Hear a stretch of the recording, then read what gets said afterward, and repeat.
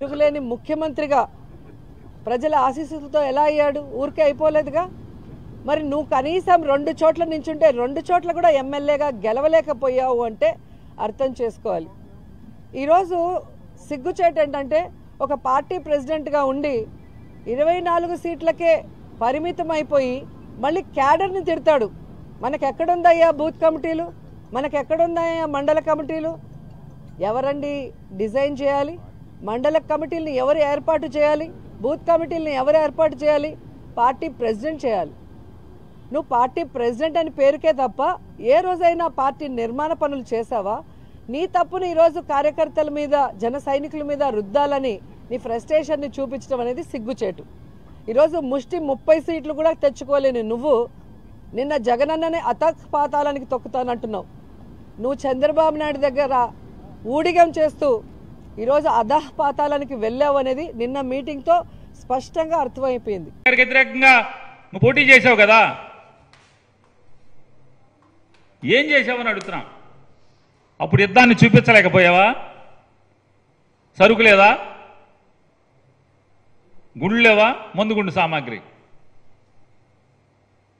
యుద్ధాన్ని ఇప్పుడే చూపిస్తావా? ఇప్పుడంటే పొడి చేస్తాడంట, యుద్ధాన్ని చూపిస్తాడంట.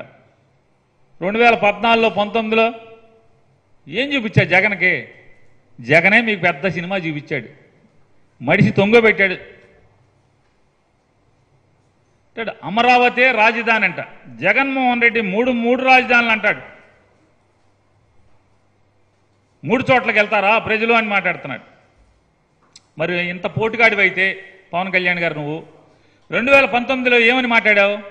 అమరావతి అందరి రాజధాని కాదు, అది కొందరి రాజధాని, కేవలం ఒక కులానికి మాత్రమే రాజధాని. అది మిగతా రాష్ట్రంలోని మిగతా జిల్లాల్లో ఉన్నటువంటి పేద మధ్యతరగతి వర్గాలు అక్కడ ఇల్లు కట్టుకోవాలంటే వారి ఉండటానికి చోటేది అని అన్నావు కదా. 2019లో అది కేవలం ఒక కులానికే రాజధాని, అది అందరి రాజధాని కాదు, ఈ రాష్ట్రంలోని మిగతా వాళ్ళకి చోటేది అక్కడ అని చెప్పినటువంటి ఇదే పవన్ కళ్యాణ్ ఇవాళ అమరావతి రాజధాని అంటున్నాడు.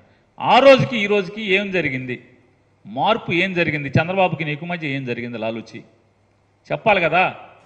చెప్పకుండా నేను ఎవరికేమీ చెప్పను, మీరు నన్ను అడిగితే బయటికి పోండి. పోతారు, పోయి నువ్వు వెళ్ళమనక్కర్లా, జనం వెళ్ళమనకుండానే పోతారు. నిన్న చంద్రబాబు పవన్ కళ్యాణ్ ఇద్దరు కలిసి తాడేపల్లిగూడెంలో జెండా సభ అని చెప్పి పెట్టి ఈయన జెండా ఆయన జెండా ఈయన ఊపి,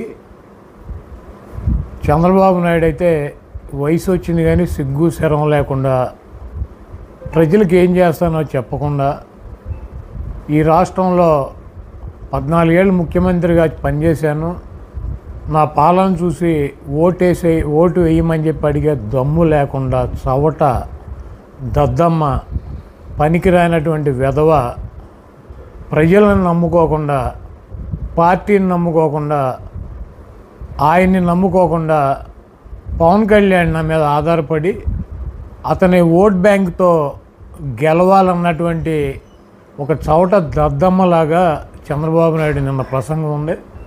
అదేవిధంగా పవన్ కళ్యాణ్ చంద్రబాబు రాసినటువంటి స్క్రిప్ట్ అన్నమాట.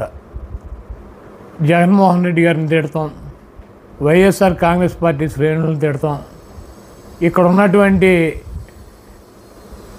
మమ్మల్ని అందరినీ కూడా వైఎస్ఆర్ కాంగ్రెస్ పార్టీలో పనిచేస్తున్నటువంటి మమ్మల్ని అందరినీ కూడా రెచ్చగొడతాం, ఆయన తెల్లారిపాటికి తిట్లు తినాలి, మేమందరం ఆయన్ని భయంకరంగా తిట్టాలి, ఆ తర్వాత ఆయన తిట్టారని చెప్పి ఆయన సామాజిక వర్గం, ఆయనకు ఉన్నటువంటి జనసేనకు సంబంధించినటువంటి ఓట్ బ్యాంకు మా మీద ద్వేషంతో చంద్రబాబు నాయుడికి ట్రాన్స్ఫర్ అవ్వాలని చెప్పి ఒక కుటిలమైనటువంటి నిన్న జగన్మోహన్ రెడ్డి గారిని విమర్శిస్తూ చాలా దారుణంగా మాట్లాడాడు. ఈ రాష్ట్ర ప్రజలు అందరూ గమనిస్తున్నారు. జగన్మోహన్ రెడ్డి గారు 175కి 170 సీట్లు పోటీ చేసి ప్రజలను నమ్మి ప్రజల కోసం పార్టీ పెట్టి ఆయన చేసినటువంటి కార్యక్రమాలు చెప్పి నేను మీకు మంచి చేశానని భావిస్తే కులాలకి మతాలకి పార్టీలకి ప్రాంతాలకి అతీతంగా నాకు ఓటేయండి, లేకపోతే నాకు ఓటు వేయొద్దని చెప్పి దమ్ముగా ధైర్యంగా చెప్పేటువంటి జగన్మోహన్ రెడ్డి గారు ఈరోజు చంద్రబాబు నాయుడుకి కానీ పవన్ కళ్యాణ్కి కానీ ప్రజలకి 14 ఏళ్ళు అధికారంలో ఉన్నాము, ఏం చేశానో చెప్పుకోలేనటువంటి దుస్థితి చంద్రబాబుది. 5 సంవత్సరాలు సపోర్ట్ చేసి ముఖ్యమంత్రి చేసినటువంటి చంద్రబాబు ఏం చేశాడో చెప్పుకోలేనటువంటి దుస్థితి పవన్ కళ్యాణ్ది. నేను ఒకటే చెప్పదలుచుకున్నా, ఈ రాష్ట్రంలో ఉన్నటువంటి జనసేన శ్రేణులు కానీ జనసేనకి సపోర్ట్ చేసేటువంటి వర్గాలను కానీ నేను ఒకటే అడుగుతున్నా, తెలుగుదేశం పార్టీ చంద్రబాబు నాయుడుకి సంబంధించినటువంటి సామాజిక వర్గం కులం 3% ఓటింగ్ ఉంది రాష్ట్రంలో. ఆయనకు 3% ఉన్నటువంటి కులానికి మొన్న ఫస్ట్ విడత 21 సీట్లు ప్రకటించాడు. ఇంకా రాజమండ్రి రూరల్ కావచ్చు, దెందులూరు కావచ్చు, మైలవరం కావచ్చు, లేకపోతే పెనలూరు కావచ్చు, లేకపోతే గుంటూరు జిల్లాలో గుంటూరు టౌన్ కావచ్చు, లేకపోతే ఎరపతినేని సీటు కావచ్చు, నెల్లూరు జిల్లాలో కావచ్చు, అనంతపూర్ జిల్లాలో ఉన్నటువంటి ధర్మవరం కావచ్చు, ఇంకా 10 సీట్లు ఆయన సామాజిక వర్గానికి సంబంధించినటువంటి కమ్మాళ్ళకు సీట్లు ఇవ్వడానికి చంద్రబాబు నాయుడు సిద్ధంగా ఉన్నాడు. అంటే 3% ఉన్నటువంటి చంద్రబాబు నాయుడు సామాజిక వర్గానికి కమ్మ వాళ్ళకి 30-31 సీట్లు చంద్రబాబు నాయుడు ఇస్తున్నాడు. వాళ్ళ పవన్ కళ్యాణ్కి సపోర్ట్ చేసేటువంటి కమ్యూనిటీ కానీ పవన్ కళ్యాణ్ వెనకాల నడిచేటువంటి కమ్యూనిటీ కానీ ఈ రాష్ట్రంలో అగ్రకులాల్లో చాలా పెద్ద కులం, 20% పైన ఓటింగ్ ఉందని చెప్పి వాళ్ళే చెబుతున్నారు. 3% ఉన్నటువంటి తన కులానికి తన పార్టీలో 30 సీట్లు పైనిచ్చుకొని జనసేనకి పవన్ కళ్యాణ్కి ఒక అత్యంత బలమైనటువంటి సామాజిక వర్గానికి ప్రాతినిధ్యం వహిస్తున్నటువంటి పార్టీకి 24 సీట్లు ఇచ్చాడంటే ఆ 24 సీట్లు తీసుకోవడానికి పవన్ కళ్యాణ్కి మనసు ఒప్పుకుందేమో. కానీ పవన్ కళ్యాణ్ గారు జనసేన అధినేత ఏం మాట్లాడాడో నాకు అర్థం కాలేదు, మీకైనా అర్థమైందేమో ఆలోచించండి. రాజకీయాలకు పనికొచ్చే మనిషినా ఆయన? ఎంత ఆవేశంగా మాట్లాడతాడు, ఎంత అధ్వానంగా మాట్లాడతాడు, ఎంత ఎగిలిగా మాట్లాడతాడు. ఏం మాట్లాడుతున్నాడు? ఏమంటాడు? మఖ్యలు ఎదగదన్ని మడత మంచంలో పెడతావా? ఎక్కడ నేర్చుకున్నావా ఈ డైలాగు? ఎవరు రాశారు ఈ డైలాగు? త్రివిక్రమ్ రాశాడా? ఎవరు రాసిన డైలాగ్ చెప్తున్నావు? ఏం నాకు అర్థం కాదా? మీకైనా అర్థమైందా అని అడుగుతా ఉన్నా జన సైనికులారా. అంతేకాదు ఇంకో మాట అన్నాడు, అసలు మనకి 24 ఏంటి, అసలు 24 తీసుకునే శక్తి ఉందా? ఎవరైనా ఒక రాజకీయ పక్షం పార్టీ పెట్టుకుంటే మా రాజకీయ పక్షానికి అపారమైనటువంటి బలం ఉంది, మా రాజకీయ పక్షాన్ని ప్రజలు మెచ్చుకుంటున్నారు, మాకు ఉద్దండులైనటువంటి సైనికులు ఉన్నారు, మాకు నాయకులు ఉన్నారు అని చెప్పుకుంటారే ఎవరైనా. ఏం కర్మయ్య ఇది? నాకు అర్థం కాలేదు. మనకు 24 సీట్లు ఇవ్వటమే ఎక్కువ? మనకు అసలు దమ్ముందా? మనకు అసలు బూత్ మేనేజ్మెంట్ చేసేవాళ్ళు ఉన్నారా? మన దగ్గర డబ్బు ఉందా? మనం 500 మందికి భోజనాలు పెట్టగలమా? అసలు మనం 24 సీట్లకు పోటీ చేయగలమా? మన పార్టీ ఇంత అధ్వాన్నంగా ఉందే. ఇంత అధ్వాన్నంగా ఉన్న పార్టీకి చంద్రబాబు నాయుడు 24 సీట్లు ఇచ్చాడే గొప్ప విషయమే అని చెప్పేటటువంటి ప్రయత్నమే చేశావే. ఏమిటి రాజకీయం నేను అడుగుతా ఉన్నా.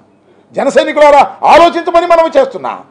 మా మీద విరుచుకుపట్టం కాదు, జగన్మోహన్ రెడ్డి గారి మీద విరుచుకుపట్టం కాదు, చంద్రబాబు నాయుడు గారిని దేహి అని నేను తీసుకొచ్చాను 24 సీట్లు అనేటువంటి పద్ధతుల్లో మాట్లాడుతున్నామంటే సిగ్గుందా లేదా నేను అడుగుతా ఉన్నా. నిన్ను నమ్ముకున్నటువంటి జన సైనికుల పరిస్థితి ఏమిటని అడుగుతా ఉన్నా. ఏం దుర్మార్గం ఇది నాకు అర్థం కాదు. అంతేకాదు నన్ను ప్రశ్నిస్తారా? ఏందయ్యా నాకు అర్థం కాలేదు. ప్రశ్నించడానికే పెట్టిన రాజకీయ పక్షం అన్నావే, ప్రశ్నించడం ప్రజాస్వామ్యంలో హక్కు అన్నావే, నన్ను ప్రశ్నిస్తారా?